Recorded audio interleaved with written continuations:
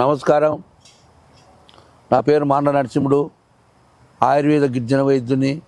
మన పూర్వీకుల నుండి మన పెద్దలు ఎన్నో రకరకాల మూలికలతోటి ఎన్నో తరతరాల నుండి 5 తరాల నుండి ఆదివాసీ గిరిజన వైద్యం మంచి వైద్యం కనిపెట్టి ఎంతోమందికి ఇచ్చి బండ్లు కట్టుకొని వచ్చి ఎంతోమంది ఆరోగ్యంగా పొంది ఆయుర్వేదంలో చెంచోళ్ళే ఆయుర్వేదానికి మంచి బలమైన వాళ్ళు, మంచి వైద్యులు, హనుమంతో చేసుకున్న వైద్యము.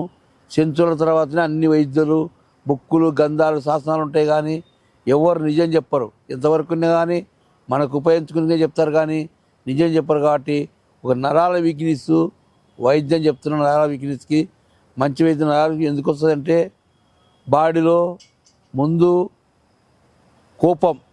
కోపం తర్వాత బీపీ తర్వాత వణుకడు వస్తుంది. వణుకడు తర్వాత వీక్నెస్ వస్తుంది.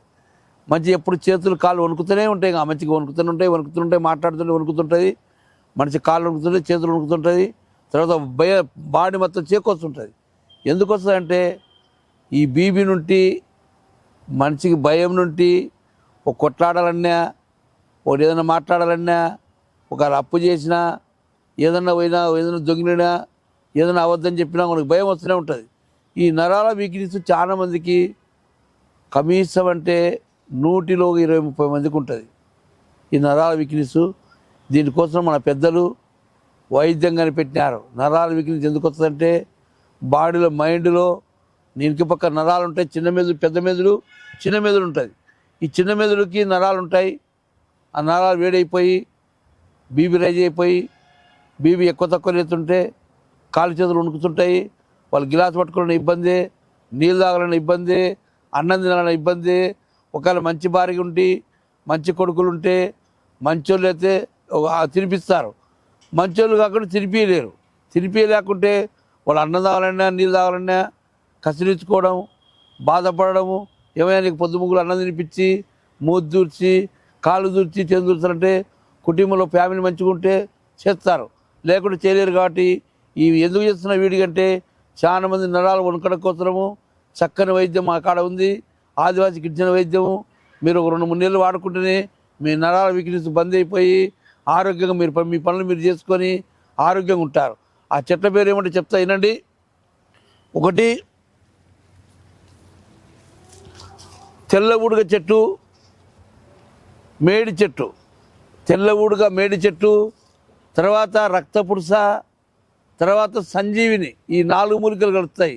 రక్తపురుస, సంజీవిని, మేడి చెట్టు, ఇది తెల్ల ఉడక చెట్టు.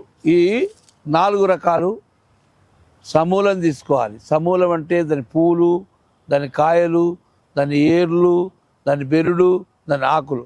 ఒక్కొక్క చెట్టులో 5 భాగాలు తీసుకొని ఈ 5 భాగాలు మంచి ముక్కలు చేసి నీడలు ఆరబోసి నీడకు ఆరేసి రోడ్లు దంచి ఉసిరికాయలు పట్టుకొని బట్టలో ఉసిరికాయలు పట్టుకొని దీంట్లో షుగర్ లేకుండా బెల్లం కలుపుకోవచ్చు. షుగర్ ఉందంటే డైరెక్ట్ పౌడర్తో బెల్లం లేకుండా తీసుకోవచ్చు.